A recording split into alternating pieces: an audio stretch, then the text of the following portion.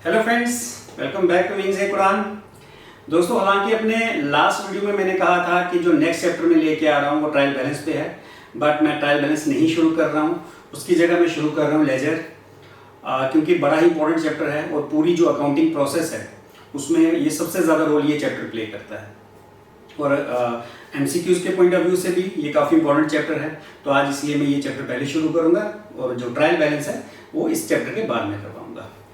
तो दोस्तों, साथ ही साथ जो मैंने अपना लास्ट चैप्टर कंक्लूड किया था अकाउंटिंग इक्वेशन, उसमें मुझे कमेंट सेक्शन में कुछ डाउट्स मिले हैं बच्चों की तरफ से कि सर हमें ये वाली ट्रांजैक्शन समझ नहीं आई, ये ट्रांजैक्शन समझ नहीं आई। तो उसके लिए मैं अपना नेक्स्ट वीडियो लेके आ रहा हूँ। किसी वीडियो के बाद अपलोड होगा, आज ही 15 या 20 मिनट का वीडियो होगा, छोटा वीडियो होगा, जिसमें मुझे सिर्फ वो जो डाउट्स हैं वो क्लियर करने हैं। तो मेरा वो वीडियो भी ज़रूर देखें आप। तो दोस्तों, शुरू करते हैं लेजर से, आज का जो नया टॉपिक है। बट इसको शुरू करने से पहले हमें थोड़ा पीछे जाना पड़ेगा, क्योंकि जो मैंने पहला टॉपिक आपको करवाया था, इंट्रोडक्शन टू अकाउंटिंग, हमें थोड़ा उसमें जाना पड़ेगा। तो जिन्होंने वो वीडियो देखा है अच्छी बात है, जिन्होंने नहीं देखा पहले वो वीडियो देखें, उसके बाद इसको समझने की कोशिश करें। थोड़ा सा मैं उस वीडियो से आपको और भी बता देता हूँ कि उस वीडियो में मैंने कहा था कि हमारी जो अकाउंटिंग प्रोसेस है, हम जब कोई बिजनेस शुरू करते हैं तो उसमें अपनी सारी ट्रांजैक्शन रिकॉर्ड करते हैं। तो वो प्रोसेस कहाँ से शुरू होती है? वो प्रोसेस शुरू होती है आइडेंटिफिकेशन से। ये मैं सारा लिखवा चुका हूँ, आप प्लीज़ पिछला वीडियो देखें। तो पहला स्टेप उसमें आइडेंटिफिकेशन होता है, जिसमें हम पहचान करते हैं कि कौन सी ट्रांजैक्शन बिजनेस की है और कौन सी नॉन बिजनेस है। दूसरा स्टेप जो उसमें मैंने बताया था मेजरिंग होता है, जिसमें हम ट्रांजैक्शन को इन टर्म्स ऑफ मनी, यानी उसकी मनी वैल्यू कितनी है, हम उसमें मेजर करते हैं। तीसरा मैंने उसको बताया, उसमें बताया था आपको स्टेप कि रिकॉर्डिंग कैसे की जाती है। तो दोस्तों, आपको याद होगा कि जब हम रिकॉर्डिंग की बात कर रहे थे तो मैंने कहा था कि जितनी भी ट्रांजैक्शंस हैं हम सारी की सारी ट्रांजैक्शन एक ही बुक में लिखते हैं, जिसको हम रिकॉर्डिंग कहते हैं। चलिए दोस्तों, पहले मैं आपको अकाउंटिंग प्रोसेस के बारे में समझा दूं कि जो हमारी अकाउंटिंग प्रोसेस है ये कहां से स्टार्ट होती है। ये स्टार्ट होती है दोस्तों जर्नल से। सबसे पहले हम जो पहली ट्रांजैक्शन रिकॉर्ड करते हैं उसको क्या बोलते हैं? जर्नल। फिर जर्नल के बाद जर्नल को देखकर, जर्नल की हेल्प से हम बनाते हैं लेजर, जिसको हम बोलते हैं पोस्टिंग, जो मैंने आज शुरू किया है। तो दोस्तों, जब जर्नल से हमने लेजर्स बना ली, कैसे बनेंगी आपको बाद में बताऊंगा। जर्नल के बाद लेजर्स बनी, लेजर्स के बाद दोस्तों बनता है ट्रायल बैलेंस। ट्रायल बैलेंस जब हमने बना लिया, उसके बाद हमारा बनता है trading and profit and loss account. और जब ये भी हमने बना लिया तो उसके लास्ट में, एंड में हमें बनानी होती है बैलेंस शीट। ये पूरा का पूरा आप पढ़ोगे। अभी आपने जर्नल पढ़ चुके हो, आज मैं लेजर शुरू कर रहा हूँ, आगे ट्रायल बैलेंस भी कराऊंगा, ट्रेडिंग अकाउंट, और जब ये चीजें आएंगी तब उनके मतलब भी बताऊंगा। तो आज हम सिर्फ लेजर की बात करेंगे। तो पहला स्टेप आपका होता है कि जितनी आपकी बिजनेस की ट्रांजैक्शंस हैं, सेल है, परचेज है, कोई एक्सपेंस है, कोई इनकम है, जो भी अपने बिजनेस में किया, उनको आपने एक ही जगह लिखा, उसको क्या कहते हैं? जर्नल। तो जैसे मैंने एक एग्जांपल देके बताया था कि सपोज करो ये हमारी बुक है जर्नल की। तो दोस्तों, इसमें जितनी भी ट्रांजैक्शंस हमने की, हमने बिजनेस की जो भी ट्रांजैक्शन की हैं, फॉर एग्जांपल हमने सेल की है, ठीक है, हमने परचेज की है, बिजनेस में सेल परचेज होता है, उसके बाद हमने कोई खर्चा किया, एक्सपेंस किया है, कोई हमें इनकम हुई है, किसी को पैसा दिया है, किसी से पैसा लिया है। इन शॉर्ट हम जितनी भी ट्रांजैक्शंस हैं वो इसमें लिखते हैं। इसको क्या बोलते हैं दोस्तों? इसको बोलते हैं जर्नल।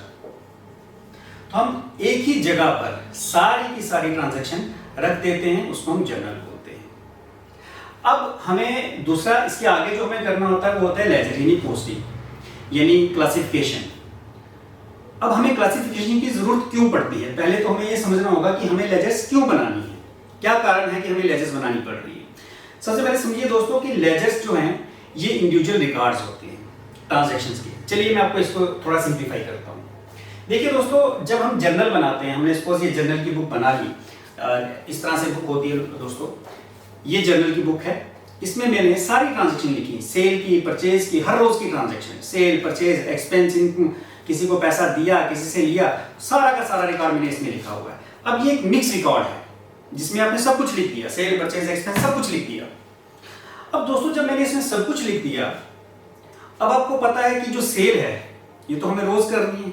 अगर मैं कोई बिजनेस कर रहा हूँ तो सेल तो रोज होगी। मैंने आज भी सेल करनी है, मैंने कल भी करनी है, मैंने परसों भी करनी है और करते जाना है। परचेज भी करनी है, मुझे एक्सपेंसेस भी होंगे, इनकम भी होंगे, हर रोज होंगे।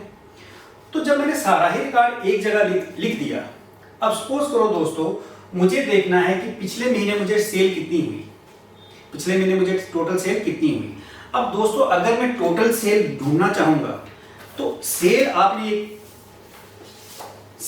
एक यहां लिखी है, एक यहां लिखी है, एक आपने अगले पेज पे लिखी है। तो आप सेल को अलग अलग पेजेस पे लिखा हुआ है, अलग अलग नंबर पे लिखा हुआ है।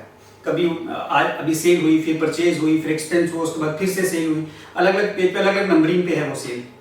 अब उसको अगर मैं टोटल करने बैठूंगा तो आप गेस करो कितना टाइम लगेगा। आप सोच सकते हो कि बहुत ज्यादा टाइम लगेगा। तो हम अपना टाइम सेव करने के लिए कि हमें एक प्रॉपर एक जगह सारा रिजल्ट मिले, अपना टाइम सेव करने के लिए हम क्या करते हैं, उसकी क्लासिफिकेशन करते हैं, जिसको हम क्या बोलते हैं, लेजर या पोस्टिंग। तो क्लासिफिकेशन में क्या होता है, लेजर्स में क्या होता है कि हम एक सेल की अलग बुक बना लेंगे या सेल का अलग रिकॉर्ड बना लेंगे, एक परचेज का रिकॉर्ड अलग बना देंगे, इसी तरह हम एक्सपेंस का, इनकम का रिकॉर्ड बना देंगे। तो जो सेल का रिकॉर्ड होगा उसमें सिर्फ सेल्स होगी। तो जस्ट हमें देखना है यार पिछले मंथ कितनी सेल हुई है, हम उठाएंगे ये रिकॉर्ड, देखेंगे हाँ भाई पिछले महीने लाख रुपए की सेल है। परचेज कितनी हुई है, परचेज की बुक से पता चल जाएगा। एक्सपेंस कितनी हुई, एक्सपेंस की अलग से हमने अकाउंट बनाया, उसमें से पता चल जाएगा। तो पोस्टिंग करने से क्या होता है, लेजर बनाने से क्या होता है कि हमारे पास इंडिविजुअल रिकॉर्ड्स बन जाते हैं, जिससे कि हमें ढूंढने में, अगर मैं एक अकाउंटेंट हूँ तो मुझे रिकॉर्ड्स ढूंढने तो मुझे आसानी हो जाएगी। यहाँ से रिकॉर्ड ढूंढना बहुत मुश्किल हो जाएगा, ऐसे मुझे ढूंढना रिकॉर्ड अलग अलग जो हमने अकाउंट्स बनाए हुए हैं तो मुझे आसानी हो जाएगी। सेल्स में से मैं टोटल सेल देख सकता हूँ, परचेज में से टोटल सेल परचेज देख सकता हूँ, कब कितनी परचेज हुई, ये सारी चीजें मुझे यहाँ से मिल सकती हैं। तो इसलिए हम क्या करते हैं, लेजर्स बनाते हैं। उसके बाद दोस्तों ट्रायल बैलेंस बनाया जाता है, उसके बाद लेजर से ही आगे, क्योंकि ये सब प्रोसेस एक दूसरे से जुड़ी हुई है। अगर आप जर्नल करते हो और जर्नल के बाद लेजर नहीं बनाते, पोस्टिंग नहीं करते हो, तो आप ट्रायल बैलेंस नहीं बना पाओगे। ये आगे बताऊंगा कैसे बनाना है, क्योंकि हमें ट्रायल बैलेंस जो बनाना है वो लेजर को देख के बनाना है। लेजर किसको देख के बनानी है, जर्नल, यानी जर्नल से बनी लेजर। लेजर का जो हमारे पास बैलेंस आएंगे उससे बनेगा ट्रायल बैलेंस। ट्रायल बैलेंस से जो हमारे पास डाटा रिकॉर्ड इकट्ठा होगा उससे बनेगा हमारा ट्रेडिंग और प्रॉफिट लॉस अकाउंट। और trading and profit loss account से जो हमारा रिकॉर्ड आएगा वो सारा का सारा कहां जाएगा, हमारा बैलेंस शीट में। तो ये सारी जो चीजें हैं आपस में जुड़ी हुई हैं, इसमें से एक भी चीज अगर आप स्किप करोगे तो अगली चीज आपकी नहीं बन सकती। चलिए दोस्तों, अब सबसे पहले तो लेजर का मीनिंग पढ़ लेते हैं। ऊपर लिखा है मैंने meaning of ledger. Ledger is a book in which various accounts, for example assets, liability, capital, revenue, expense are opened and transactions are posted from journal book। तो दोस्तों इसका क्या मतलब है, कहता है लेजर एक ऐसी बुक है जिसमें वेरियस अकाउंट्स, अलग अलग अकाउंट्स हम बनाते हैं। जैसे मैंने अभी बताया, सेल का अकाउंट, परचेज का अकाउंट, लाइबिलिटी का अकाउंट, कैपिटल का अकाउंट, रेवेन्यू मतलब इनकम का अकाउंट, एक्सपेंस का अकाउंट, अलग अलग हमने अकाउंट्स जिसमें हम बनाते हैं। And transaction are posted. दोस्तों पोस्टेड का मतलब क्या हुआ, पोस्टेड मतलब होता है एक जगह से दूसरी जगह। जैसे हम जनरली बात करते हैं कि मेरी पोस्टिंग हो गई, मैं जॉब कर रहा हूँ, मेरी पोस्टिंग जम्मू से मान लो दिल्ली में हो गई, तो क्या हुआ, एक जगह से दूसरी जगह। इसी तरह अकाउंट्स में पोस्टिंग का मतलब होता है एक जगह से दूसरी, यानी जर्नल से हम, ये मेरी दोस्तों एग्जांपल देके बताता हूँ। सपोज करो मैंने जर्नल की सारी ट्रांजैक्शन यहाँ रिकॉर्ड की है, अब मुझे लेजर बनाना है तो उसके लिए मुझे अलग से बुक बनानी है। तो यहाँ से ट्रांजैक्शन कहाँ पोस्ट हो गई, लेजर में, यानी ट्रांसफर हो गई, तो उसको दोस्तों पोस्टिंग कहते हैं। तो the transaction are posted from journal book. Ledger is also called principal book of account. Ledger को हम प्रिंसिपल बुक ऑफ अकाउंट कहते हैं। प्रिंसिपल मतलब मेन बुक हमारी, क्योंकि इसी से आपके सारे रिकॉर्ड्स बनने शुरू होंगे। जर्नल बना लिया, आगे के सारे रिकॉर्ड आपको लेजर से ही मिलेंगे। तो लेजर इज ए बुक जिसमें हम अलग अलग तरह के रिकॉर्ड्स रखते हैं, अलग अलग अकाउंट्स बनाते हैं, जिसमें एसेट्स अकाउंट आ गया, लाइबिलिटी अकाउंट आ गया, कैपिटल अकाउंट आ गया, रेवेन्यू अकाउंट आ गया, एक्सपेंस अकाउंट आ गया, सारे बनाए जाते हैं। और open and transaction are posted from journal book. और ये ट्रांजैक्शन हम कहां से पोस्ट करते हैं, यानी लेजर कहां से बनाते हैं, जर्नल को, जर्नल की हेल्प से, यानी जर्नल को देखकर। आगे बताऊंगा कि किस तरह से हमें जर्नल को देखकर लेजर बनानी है। And last is ledger is also called principal book of account. ये मेन अकाउंट्स की बुक्स होती हैं जिसमें हम अलग अलग तरह के रिकॉर्ड रखते हैं, क्योंकि ये मेन है, इसी से हम आगे सारा डाटा कलेक्ट करते हैं। हम कंपनी के एंड रिजल्ट तक पहुंचते हैं कि कंपनी को साल भर में कितना प्रॉफिट या लॉस हुआ, और वो किसकी हेल्प से होता है? With the help of ledger. चलिए दोस्तों नेक्स्ट पढ़ते हैं इंफॉर्मेशन प्रोवाइडेड बाय लेजर। अब लेजर हमें क्या क्या इंफॉर्मेशन प्रोवाइड करती है, इससे जब हम कोई अलग अलग लेजर्स बना रहे हैं इससे हमें क्या पता चलता है, हमें क्या इंफॉर्मेशन मिल जाती है। First is debtor and creditors के बारे में बताती है। लेजर से हमें पता चलता है कि हमारे डेटर्स कितने हैं, क्रेडिटर्स कितने हैं। दोस्तों डेटर्स का मतलब क्या हो गया? जिनसे हमें पैसा लेना है। फॉर एग्जाम्पल मैंने सपोज करो कि मोहन को कोई चीज़ बेची हुई है, तो मोहन इज माई डेटर, उसके लिए मैं क्रेडिटर हूँ, मेरे लिए वो क्या है? डेटर। तो डेटर इन शॉर्ट वो इंसान, वो पर्सन जिससे हमने पैसा लेना है। क्यों लेना है? कभी हमने उसको दिया होगा या हमने उसको कोई उधार में चीज़ बेची हुई है, इसलिए उससे पैसा लेना है, तो वो हमारा डेटर। वो क्रेडिटर हो गया जिसको हमने पैसा देना है। अगर मान लो मैंने किसी से उधार में चीज़ खरीदी है तो मुझे उसको पैसा देना है, तो वो जिससे मैंने चीज़ खरीदी मेरे लिए वो क्या है? क्रेडिटर। सपोज करो शाम से मैंने कोई चीज़ खरीदी है, तो शाम मेरे लिए क्या है? क्रेडिटर। तो डेटर हो गया जिससे हमें पैसा लेना है, क्रेडिटर हो गया जिससे पैसा देना है। तो जो लेजर है हमें इन दोनों के बारे में बताती है कि डेटर से यानी किन लोगों से कितना पैसा लेना है, और क्रेडिटर यानी किन लोगों को कितना पैसा हमने देना भी है। ये इंफॉर्मेशन हमें लेजर से मिल जाती है। अब वो कैसे मिलेगी वो भी आगे बताऊंगा आपको। अगली इंफॉर्मेशन क्या बताती है? Purchase and sales and returns. Ledger हमें परचेजेस के बारे में भी बताती है। जैसे मैंने कहा कि अलग से एक परचेज अकाउंट बनाएंगे या परचेज बुक भी बनाते हैं, उसमें हमें पता चल जाता है कब कब कितनी कितनी परचेज की, और एक महीने के अंदर हमें टोटल कितनी परचेज की है। ये सारी इंफॉर्मेशन हमें लेजर से मिल जाएंगी परचेज से रिगार्डिंग। दूसरी सेल्स, हमने कितनी सेल की है ड्यूरिंग द पीरियड, एक महीने में हमारी कितनी सेल हुई है, किस किस को सेल हुई है, तो वो हमें कहाँ से पता चल जाएगा? सेल बुक से। उसके बाद रिटर्न्स। रिटर्न्स मतलब जैसे हम कोई चीज़ खरीदते हैं दोस्तों, मैंने कोई चीज़ खरीदी, मान लो 50,000 की मैंने कुछ स्टॉक खरीदा। कई बार होता है कि स्टॉक डिफेक्टिव है या जो मैंने ऑर्डर प्लेस किया था वैसा नहीं आया है, तो मैं उसको वापस कर देता हूँ, उसको रिटर्न बोलते हैं। परचेज रिटर्न, कि जो मैंने परचेज की थी उसको मैं वापस करूंगा। तो ये रिटर्न्स के बारे में बताते हैं कि आपने कितना स्टॉक खरीदा और कितना आपने वापस भेज दिया बिकॉज ऑफ सम रीजन। इसी तरह सेल्स रिटर्न के बारे में बताती है कि मैंने आगे कस्टमर को स्टॉक बेचा और उसने मुझे कितना स्टॉक वापस कर दिया, तो उसको हम बोलते हैं सेल्स रिटर्न। चलिए दोस्तों इसके बारे में भी हमें कौन बताता है? लेजर बताती है। Next, types of assets and their value. कितने एसेट्स हमारे पास पड़े हैं और उसकी वैल्यू क्या है। For example assets, types of asset मतलब land, building, plant, machinery, furniture, कितने एसेट्स हैं वो और उनकी वैल्यू क्या है। तो आप दोस्तों आप सबको पता ही है कि जो भी एसेट होता है सिवाय लैंड को छोड़कर, ये मैंने पहले भी आपको एक वीडियो में बताया था कि डेप्रिसिएशन जब कंसेप्ट बताया था, तो मैंने ये बताया था जितने भी एसेट्स होते हैं इनकी value with the passage of time कम होती है, यूज करो तब भी कम होती है या टाइम के साथ उसकी वैल्यू कम होती जाती है। तो कहता है कि टाइप्स ऑफ एसेट्स यानी कितने तरह के एसेट्स हैं और उनकी अब क्या वैल्यू है ये भी हमें लेजर से पता चल जाएगा। मान लो हमने कोई मशीनरी खरीदी थी 2 साल पहले 5 लाख की, 2 साल के बाद उसकी क्या वैल्यू है ये हम उस एसेट अकाउंट से पता कर लेंगे कि 2 लाख की तो तब खरीदी थी, अब उसकी वैल्यू क्या है। तो अब उसकी वैल्यू कम हो गई है, बढ़ गई, बढ़ती तो नहीं है दोस्तों, कम ही होती है, तो वो भी हमें इसी से पता चल जाएगा। उसके बाद हमें और क्या क्या चीज इंफॉर्मेशन देती है एक्सपेंस और इनकम के बारे में, कि ड्यूरिंग द पीरियड हमें मान लो 1 महीने की बात कर रहे हैं कि 1 महीने में हमारा कितना खर्चा हुआ है टोटल, अलग अलग जगहों पे क्या क्या खर्चा हुआ है, तो वो उस एक्सपेंस के बारे में बताती है कि ड्यूरिंग द पीरियड आपका खर्चा कितना हुआ और इनकम्स, और उसी पीरियड में आपकी इनकम कितनी हुई, कहाँ से आपने पैसा जनरेट किया, कहाँ से आपके पास इनकम्स रेवेन्यू आया, तो वो भी हमें लेजर से पता चल जाएगा। उसके बाद cash and bank balance. Cash and bank balance की आपके पास कितना कैश पड़ा हुआ है, कितना कैश आपके पास आया, कितनी आपने पेमेंट की, उसके बाद कितना आपके पास बैलेंस पड़ा हुआ है, ये कैश के अकाउंट से हमें पता चल जाएगा।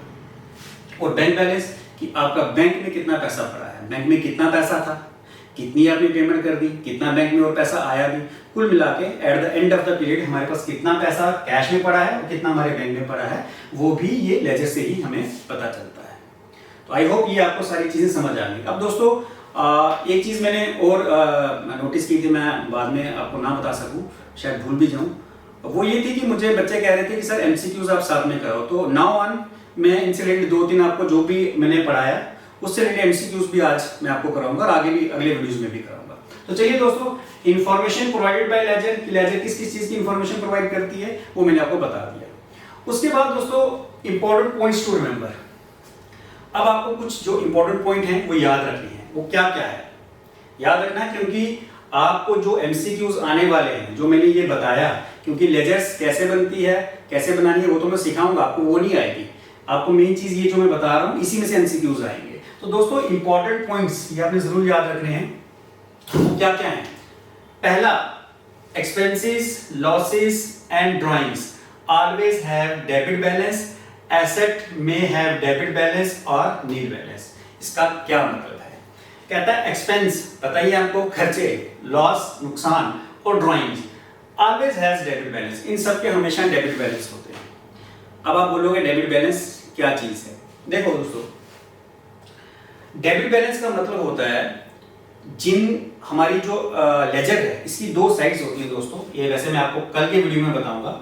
ये हमारी डेबिट साइड होती है, ये क्रेडिट साइड। आपको पता है ये जनरल में भी बनाई थी कि हमारी जो लेफ्ट हैंड साइड है या मेरी जो लेफ्ट हैंड साइड है उसको हम बोलते हैं डेबिट साइड, और मेरी जो राइट हैंड साइड है उसको बोलते हैं क्रेडिट साइड। तो डेबिट बैलेंस, इसने कहा कि जो एक्सपेंस, लॉस और ड्रॉइंग्स हैं इनके हमेशा डेबिट बैलेंस होती है। डेबिट बैलेंस का मतलब ये होता है कि इनकी हमेशा जो डेबिट साइड है वो बड़ी होती है। जब भी किसी बैलेंस की बात करता है, जैसे कहा डेबिट बैलेंस, इट मींस उनकी डेबिट साइड, ये वाली साइड, ये दो साइड से दोस्तों इनका टोटल करना होता है। इस तरह से मैं शॉर्ट में बता रहा हूँ, कुछ हमारे यहाँ आती है चीजें, कुछ यहाँ आती हैं। तो लेकिन जो एक्सपेंस और लॉस हैं या ड्रॉइंग्स हैं वो हमेशा उनकी जो ये वाली साइड है यानी डेबिट साइड है वो हमेशा बड़ी होती है। तो आपको एमसीक्यूज में ये क्वेश्चन पूछ सकते हैं कि एक्सपेंस ऑलवेज हैज, तो वहां पे ऑप्शन हो जाएगी expense always has, first debit balance, second credit balance, third none of this. तो फिर आपको अगर ये चीज पता होगी कि जो एक्सपेंस है उनका हमेशा डेबिट बैलेंस होता है तो आप इजीली उसको टिक कर सकते हो।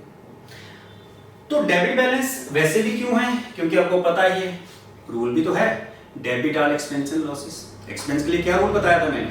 नॉमिनल का रूल क्या था? अगर आपने लास्ट वीडियो मेरे पढ़े हुए हैं, देखे हुए हैं, तो आपको पता होगा कि एक्सपेंस का रूल मैंने क्या बताया था? डेबिट ऑल एक्सपेंस, एक्सपेंस को डेबिट करो, मतलब एक्सपेंस हमेशा डेबिट साइड में ही आते हैं। तो इसलिए एक्सपेंस का हमेशा क्या होगा? डेबिट साइड बड़ी होगी, तो उसको हम बोलते हैं डेबिट बैलेंस। तो एक्सपेंस, लॉस और ड्रॉइंग्स, इन तीनों का हमेशा क्या होते हैं?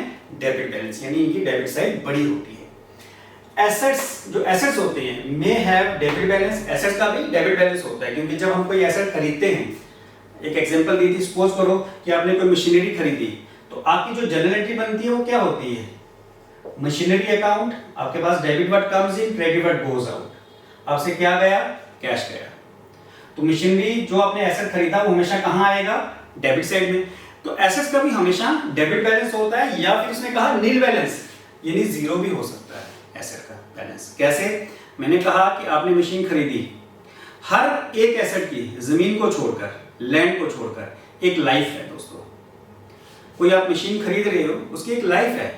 कितनी देर काम करेगी वो मशीन? 5 साल, 10 साल, 20 साल, कितनी देर?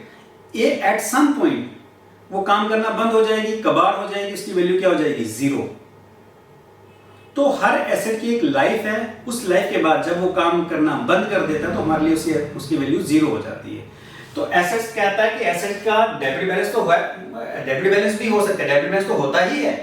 कहता है नील बैलेंस भी हो सकता है, क्योंकि जब मशीन की एक, हमने मशीन आज खरीदी, 20 साल के बाद मशीन बेकार हो गई, काम करना बंद हो गया, तो उसकी वैल्यू हमारे लिए क्या हो गई? जीरो, यानी नील। तो एक एसेट का डेबिट बैलेंस भी हो सकता है और नील बैलेंस भी हो सकता है। नील क्यों? क्योंकि एक एट सम पॉइंट मशीन की वैल्यू खत्म हो जाएगी, जीरो हो जाएगी, तो नील बैलेंस उसी को बोलेंगे। चलिए दोस्तों नेक्स्ट देखते हैं। Incomes, gains and capital and liabilities always has credit balance. इनके क्या होते हैं दोस्तों? Credit balance. तो जो हमारी इनकम, गेन और कैपिटल है और लायबिलिटीज है, इनके हमेशा क्रेडिट बैलेंस होते हैं। कैसे? ये भी जैसे एक्सपेंस हमेशा डेबिट में आते हैं, इनकम कहाँ आती है? क्रेडिट में। आपको पता ही ना रूल, एक्सपेंस का रूल है debit all expense and losses. Income का क्या था? Credit all incomes and gains. आपको याद होगा, पिछला वीडियो देखे मेरा आप, अगर किसी ने नहीं देखा, और जिन्होंने देखा उनको तो याद होगा कि एक्सपेंस और इनकम का क्या रूल था नॉमिनल का? Debit all expense. एक्सपेंस हमेशा डेबिट में आते हैं, सो इसलिए मैंने कहा था डेबिट बैलेंस होता है, और इनकम्स कहाँ आती है? क्रेडिट और income and gains. Income gain profit सारे कहाँ आते हैं? क्रेडिट में। तो इनकम गेन्स कैपिटल भी कहाँ आती है? क्रेडिट में। जब हम कोई बिजनेस शुरू करते हैं तो कैपिटल इंक्रीज होती है ना, मैंने अकाउंटिंग क्वेश्चन में बताया था। जब भी हमारी कैपिटल इंक्रीज होगी तो वो क्रेडिट होगी, और कैपिटल डिक्रीज होगी तो डेबिट। जैसे मैंने बताया था, बिजनेस में पैसा लगाया कैपिटल और पैसा निकाला वो ड्राइंग्स है, तो ड्राइंग्स क्या होती है? डेबिट। तो दोस्तों इनकम गेन और कैपिटल और लायबिलिटीज, इनका हमेशा ही क्या होगा? क्रेडिट बैलेंस होगा। इससे रिलेटेड भी आपको एमसीक्यूज क्वेश्चन पूछ सकते हैं। नेक्स्ट इज दोस्तों, पर्सनल अकाउंट में इधर है डेबिट बैलेंस और क्रेडिट बैलेंस। कहता है जो पर्सनल अकाउंट होता है, किसी से नाम से रिलेटेड अकाउंट, जैसे राम, श्याम, डेविड, किसी का भी एक्स वाई जेड, मेरा नाम, इनका जो अकाउंट है, इनके जो अकाउंट होते हैं, इसका डेबिट बैलेंस भी हो सकता है और क्रेडिट बैलेंस भी हो सकता है, दोनों में से कोई भी हो सकता है।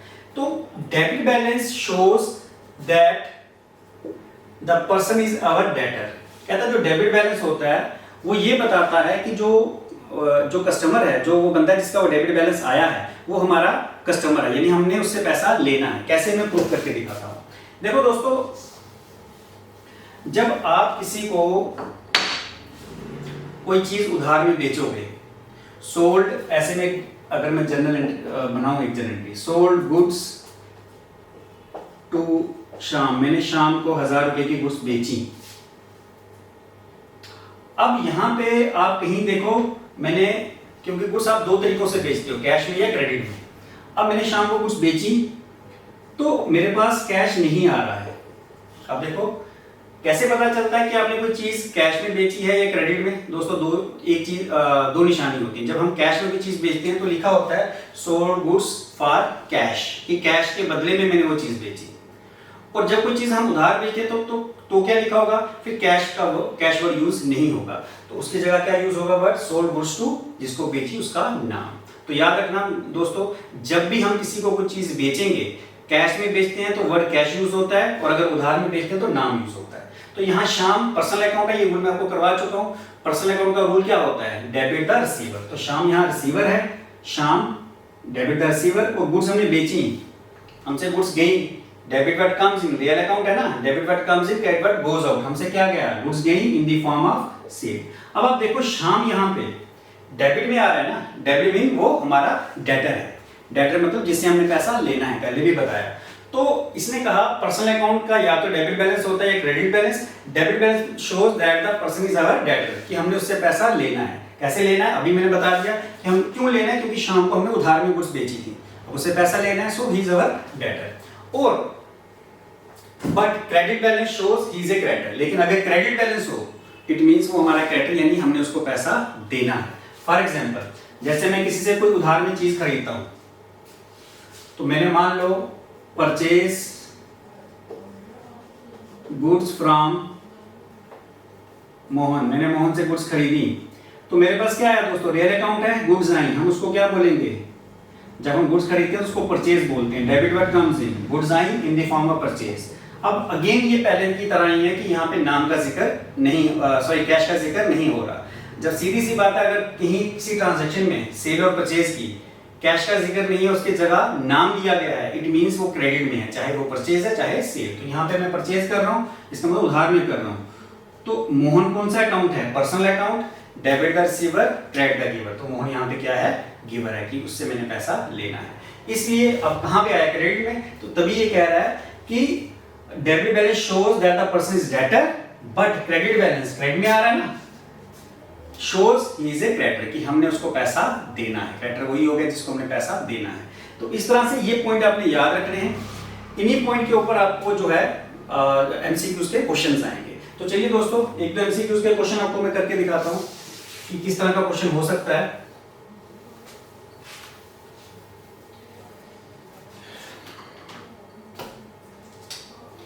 ऐसा हो सकता है, लेजर अकाउंट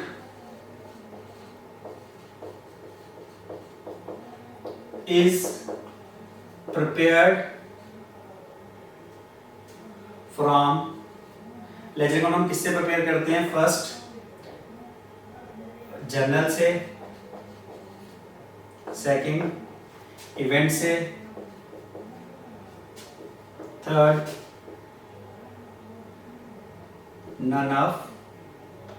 ट्रांजैक्शन से, और फोर्थ नन ऑफ दीज। तो ये मैंने आपको बता दिया आज ही। लेजर हम किससे प्रिपेयर करते हैं? सबसे पहले मैंने क्या बताया था, मिटा दिया मैंने। यहाँ पे क्या था? सबसे पहले जर्नल से हम क्या बनाते हैं? लेजर। तो यहाँ क्वेश्चन है लेजर अकाउंट हम किससे प्रिपेयर करते हैं? जर्नल से, इवेंट से, ट्रांजैक्शन से या नन ऑफ दीज? तो किससे प्रिपेयर करते हैं? आज ही बताया, जर्नल से। So here is the right answer. चलिए नेक्स्ट जो क्वेश्चन है, debit balance of personal account indicates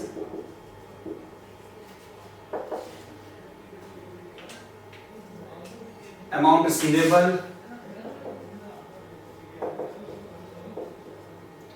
second amount payable, third cash in hand और फोर्थ नन ऑफ दीज। कहता है जो डेबिट बैलेंस है पर्सनल अकाउंट का, वो हमें क्या बताता है कि हमें जो अमाउंट रिसीव करना है या हमें अमाउंट पे करना है या हमारे पास जो कैश पड़ा हुआ है या नन ऑफ दीज। तो दोस्तों अभी मैंने बताया था पर्सनल अकाउंट में इधर है डेबिट बैलेंस और credit balance. Debit balance shows that कि हमें डेटर से पैसा लेना है। अभी मैंने बताया था कि डेबिट बैलेंस का क्या मतलब है? डेबिट बैलेंस मींस डेटर, और डेटर का मतलब क्या होता है? जिनसे हमें पैसा लेना है। तो debit balance of personal account indicate amount receivable, जिनसे हमें पैसा लेना है। पेबल तो हो नहीं सकता, क्योंकि पेबल होता है क्रेडिटर्स के लिए। क्रेडिट बैलेंस हो इट मींस हमें पैसा देना है, then in that case amount payable answer होगा। अभी हमारा आंसर क्या रहेगा? Amount receivable. तो दोस्तों इस तरह के जो एमसीक्यूज हैं आपको पूछे जा सकते हैं। तो आज का टॉपिक मैं अभी यहीं पे खत्म कर रहा हूँ। कल मैं बताऊंगा इसकी लेजर्स, और अगर आपको कोई इसमें डाउट आया है कमेंट सेक्शन में बता दीजिए। नेक्स्ट चैप्टर में नेक्स्ट वीडियो में वो जरूर आपके साथ शेयर करूंगा। साथ ही साथ मैंने अभी बताया था कि जो आपकी क्वेरीज हैं अकाउंटिंग क्वेश्चन को लेके, वो उसके लिए एक और वीडियो में बना रहा हूँ। वो भी आज ही के दिन आएगा, 10-15 मिनट का वीडियो है, वो आप जरूर देखें। और मुझे फॉलो करें इंस्टाग्राम पे भी और फेसबुक पे भी। डिस्क्रिप्शन में आपको उसका लिंक मिल जाएगा। एंड जो मेरा चैनल है कॉमर्स जोन, उसको भी किरण कॉमर्स जोन, उसको भी आप जरूर सब्सक्राइब करें। उसमें मैं डिटेल में पढ़ा रहा हूँ। थैंक यू दोस्तों, थैंक यू वेरी मच।